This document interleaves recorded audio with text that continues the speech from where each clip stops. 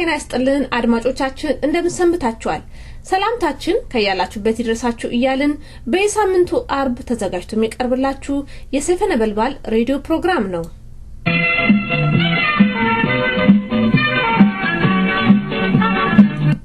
ታዲያ ፕሮግራማችንን ከወዲሁ እናስተዋውቃችኋለን። ቀዳሚው ዜና ይሆናል። ከዜና በመቀጠል ክፍል 2 ከኦሮሚያ ጠቅላይ ፍርድ ቤት ፕሬዝዳንት ከሆኑት ጋራ ከአቶ ተሻለ አበራ ጋር ያደረግነው ቃለ ምልልስ ክፍል 2 ይቀጥላል። ሙዚቃዎች ይኖሩናል፣ አድምጡን።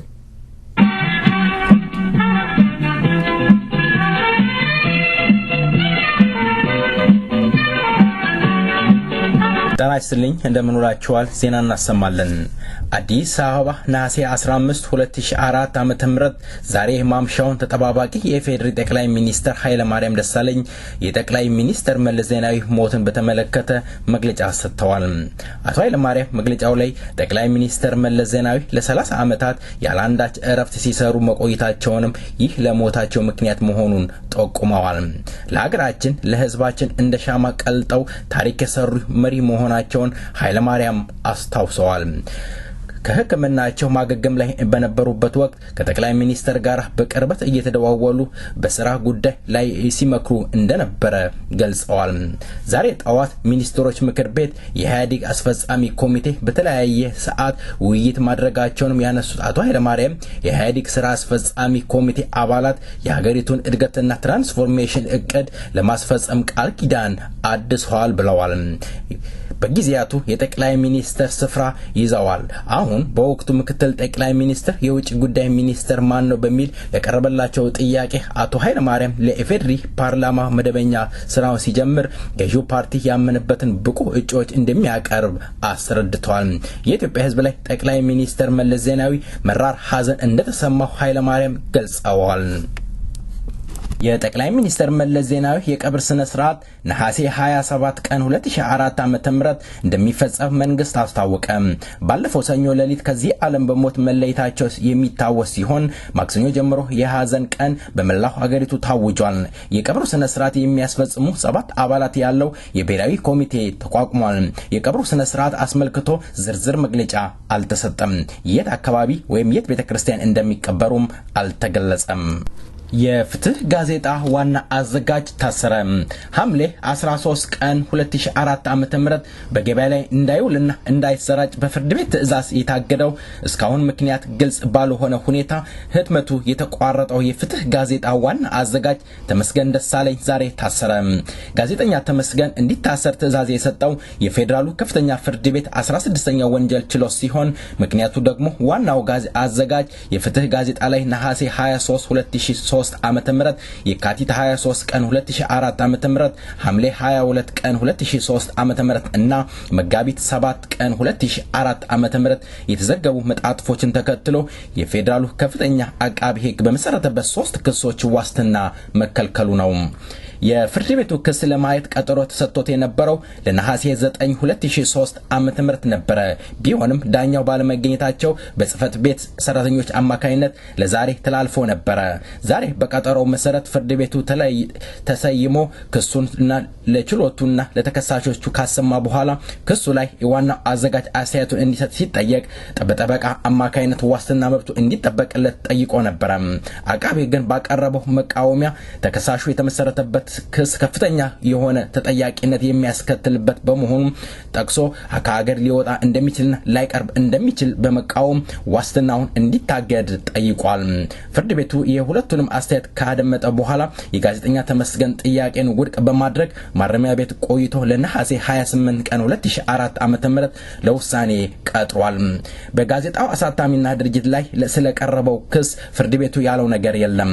በኢትዮጵያ በርካታ ጋዜጠኞች ክስ እየተማረሩና ከሀገራቸው ጥለው እስካሁን ድረስ የተሰደዱ ጋዜጠኞች 200 መድረሳቸው ይታወቃል። አዲስ አበባ ነሐሴ 17 2004 ዓመተ ምህረት የኢትዮጵያ ኦርቶዶክስ ተዋሕዶ ቤተክርስቲያን ፓትርያርክ ብፁዕ ቅዱስ አቡነ ጳውሎስ የቀብር ስነ ስርዓት ዛሬ ቅድስት ሥላሴ ካቴድራል ተፈጸመ። በቀብሩ ስነ ስርዓት ላይ ተጠባባቂ ጠቅላይ ሚኒስትር ኃይለ ማርያም ደሳለኝ ጨምሮ ሚኒስትሮች፣ የተለያዩ ሀገራት አብያተ ክርስቲያን መሪዎች፣ አምባሳደሮች፣ በሺዎች የሚቆጠሩ የእምነት ተከታዮች ተገኝተዋል። በስነ ስርዓቱ ላይ አቶ ኃይለ ማርያም ብፁዕ ቅዱስ አቡነ ጳውሎስ ሀገሪቱ ከድህነት ለማላቀቅ በተደረገው ጥረት ከፍተኛ ተሳታፊ የነበሩ አባት ናቸው ብለዋል። በቤተ ክርስቲያኑም ሆነ በአገሪቱ በተከናወነው የልማት ስራዎች ከነበራቸው ተሳትፎ ባለፈው በዓለም አብያተ ክርስቲያን ዘንድ ያላቸውን ተሰሚነት በመጠቀም የሀገራችንን በጎ ገጽታ ያሳወቁ ብልህ አባት ነበሩ ሲሉ ገልጿቸዋል። የአቡነ ጳውሎስ የበጎ አድራጎት ተግባራት ተሳትፎን ያስታወሱ አቶ ኃይለ ማርያም በኤችአይቪ ወላጆቻቸውን ያጡ ህፃናቶችን በመደገፍና እንዲሁም ቫይረሱ ስርጭቱን በመከላከል ረገድ ያከናወኑት ስራዎች የሚያስደንቅ ነው ብለዋል። በዓለም አብያተ ክርስቲያን ምክር ቤት ጸሐፊ በበኩላቸው ምክር ቤቱ ፕሬዝዳንት የነበሩት ብፁዕ ቅዱስ አቡነ ጳውሎስ ለዓለም ሰላም ሲሰሩ የነበሩ የአመራራቸው ብቃታቸው ብዙዎች አርአያ የሚያደርጓቸው መሆኑን ገልጸዋል። በ76 ዓመታቸው ከዚህ ዓለም በሞት የተለዩ አቡነ ጳውሎስ ከ1985 ዓመተ ምህረት ጀምሮ የኢትዮጵያ ኦርቶዶክስ ተዋሕዶ ቤተክርስቲያን አምስተኛው ፓትርያርክ ሆነው ሲያገለግሉ ቆይቷል። ከ1999 ዓመተ ምህረት በብራዚል በተካሄደው የዓለም አብያተ ክርስቲያን ምክር ቤት ጉባኤ ላይ የምክር ቤቱ የሰባተኛ ፕሬዝዳንት ሆነው ተመርጧል። ቅድስናቸው በህይወታቸው ቆይታ የኢትዮጵያን ኦርቶዶክስ ተዋሕዶ ቤተክርስቲያን ሲያገለግሉ እንደቆዩ ተናግረዋል። በርካታ የኢትዮጵያ ኦርቶዶክስ እምነት ተከታዮች እሳቸውን በወጡበት አመራራቸውን ሲቃወሙ እንደነበረም ተዘግቧል። ዜናው በዚያ በቃ። መልካም ቆይታ ከቀሪው ፕሮግራማችን ጋር። እሱ እየተሰማ ነው አይደል? ያው እየተሰማኝ ነው። ይቀጥሉ። ያ አባ ፋሮ እሱ እኔ ሪፉጂ ሆኜ ነው የመጣሁት በደርግ ጊዜ ማለት ነው። እና እዚህ ስመጣ እሱ ዋሽንግተን ይኖር ነበረ። እኔ እዚሁ አትላንታ ነው ያረፍኩትና በዚሁ በስቱደንት ዩኒየን ሜምበር አብረን ነበር። በዚያ ምክንያት ዋሽንግተን ስለምንመላለስ በሚገባ አውቀው ነበረና እሱ he is very nationalist ነበረ። ከዛም አልፎ እንግዲህ ብዙ አይነት ነገሮች የኦሮሞ መብዛትን ሲመጣ የመከፋፈል ጉዳይ ሲመጣ እሱ ወደ አትላንታ መጣና እዚህ ፕሮባብሊ ክሎዘር ቱ 20 ዓመት እንደዚህ ወደ አትላንታ ይኖራል። በኮሚኒቲ ደረጃ አብረን ሰርተን ነበረ። በሰኔ ቼርመን በነበርኩበት ጊዜ እሱ የአባፋሮን እስኪ አባፋሮ ምናልባት እንግዲህ ይሄን ያህል ዓመት ካወቋቸው ምናልባት በአካባቢ ከሰው ጋር የመጣላት ይሄን ያህል ለግድያ ያበቃቸው ምንድነው? የተለየ ባህሪ ይኖራቸዋል ይሆን ወይስ ሰውየውስ ምን አይነት ሰው ነው ገዳዩ ብለው ይገምታሉ? ያዩት ነገር ይኖር ይሆን? ያዩት ነገር ሳይሆን የሰማሁት ነገር በፖሊስም ሪፖርት ጥቁሮች ናቸው በሮበሪ ነው የገደሉት። ልጆቹም ከውጭ ይዞ ሲመጣ ነው ከድሮ ሚስቱ ጋር አብረው ወደ ቤቱ ሊገባ ስል ጊቭ ሚ ማይ ዋሌት ብለው ጥቁሮች ሬዲዮም እንዳወራውና እዚያ ሞተ ብለው ሲጠሩን ከደረስ በኋላ ሄደው 4 ጥቁር ሰዎች ሁለቱ መኪና ውስጥ ቁጭ ብለው ሁለቱ ወጡና ዋሌት ሲጠይቁት እሱ መታገል ጀመረ። ከዛ በኋላ በሽጉጥ 2 ጊዜ መቱትና እሱ ወደቀ ነው የሰማሁት። እና ሌላ ምንም ዲቴል የለም። ፖሊሱ ያለው ይሄንኑ ነው። ቤትም ትናንትና ማታ እንኳን ቤቱ ቁጭ ብለን ስናወራ ይሄንኑ ነበር የሚያወሩትና አሁን በሮበሪ ምክንያት ነው የተገደለው ነው ነገሩ። የገደሉትን ያው ጥቁር አሜሪካኖች ናቸው። እና ከዛ በተረፈ ግን እሱ በተባዩ አባፋሮ ከማንም ጋር አይጣላም። በፖለቲካ በኩል ብቻ ነው ክርክር የሚያደርገው እሱ ሁልጊዜ። እኔ 20 ዓመት ሳውቀው አይ ኔቨር ሄርድ እንዲሁ ቁጭ ብሎ አብረህ ስትወያይ የክርክር ነገር ነው እንጂ ሰውንም አስቀይሞ ከሰውም ጋር ተደባድቦ ተጣልቶ አይ ኔቨር ሄርድ እንደዛ አይነት ጠባይ አላየሁበትም። he was really very nice person እንግዲህ በዚህ በኩል ማለት ነው። እና በኮሚኒቲ በኩል የሚወሰድከው እንደሆነ throughout አትላንታ ከመጣ ጀምሮ በተለያየ ደረጃ በኮሚኒቲ ውስጥ እንግዲህ እንደ ኦርጋናይዘር ሆኖ ይሰራ ነበርና ግን አሁን በአዲስ መዋቅራችን እንኳን ፓብሊክ ሪሌሽን ሆኖ ነው አሁን ይሰራው እሱ ማለት ነው እና ይሰራል እንግዲህ በአዲስ መዋቅራችን ህዝቡ እያሰባሰበ ነበርና ከአንድ ሳምንት በፊት እንኳን ስብሰባ ቁጭ ብለን ለምን ቀረ እሱ አልነበረምና ለምን ቀረ ብለን ስንወያይ ነበርና ለሌላ ቀጠሮ ተለያየን እና ከዛ በኋላ እንግዲህ ማንንም ነው ያስደነገጠው ማለት ነው። አባፋሮ ከሰው ተጣልቶ ወይም ነገረኛ ሆኖ ተደባድቦ እንደዚህ ሆነ የሚል እኔ ሰምቼም አይቼም አላውቅም። በ20 ዓመት ሙሉ ያያስነው ማለት ነው።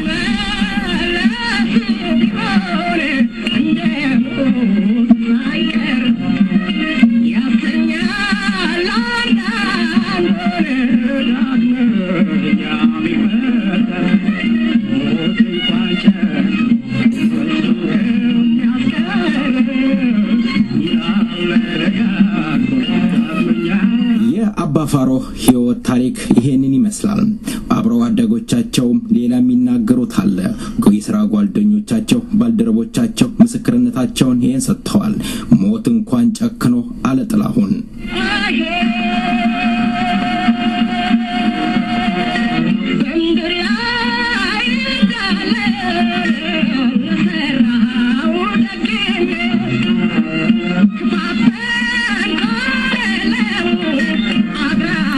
የኦሮሚያ ምድር እንደናፈቁ እንደታገሉ በሰው ሀገር በሰው ምድር ወድቀው ቀሩ።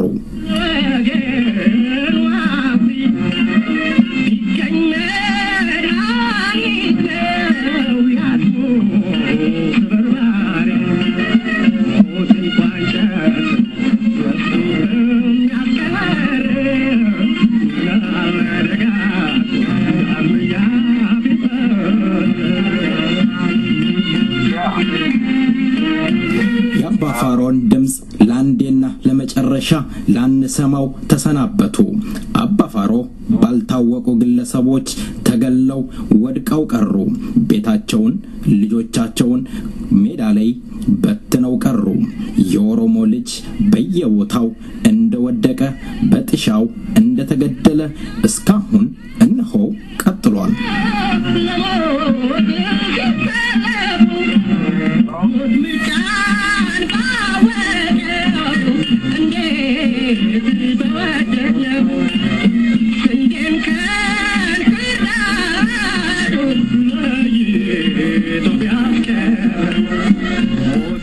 አባፋሮ አባፎጊ የጅማ ንጉስ የአባ ጅፋር የልጅ ልጅ ናቸው።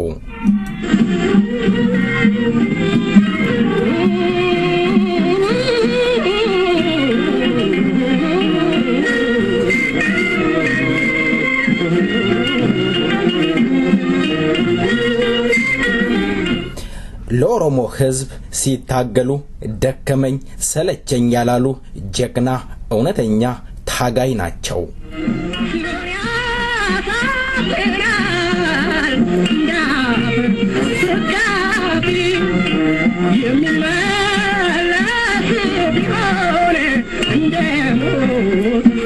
አባፋሮ አባፎጊ ማክሰኞ ዕለት ለሳቸው ቀኑ እጅግ አስቀያሚ ነበረ። አባፋሮ ባልታወቁ ሰዎች እንደወጡ በጥይት ተደብድበው ሕይወታቸው አለፈ።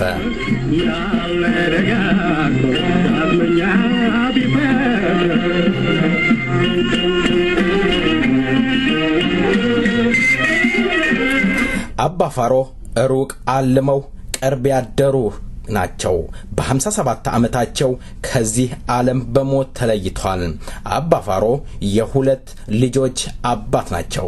በአባፋሮ ሞት እጅግ ጥልቅ ሐዘን የተሰማን መሆኑን እንገልጻለን። ሰይፈ ነበልባል ሬዲዮን ዝግጅት ክፍል ለአባፋሮ ወዳጅ ዘመዶችና እንዲሁም ለትግል አጋሮቻቸው እግዚአብሔር መጽናናትን ይስጣችሁ እንላለን።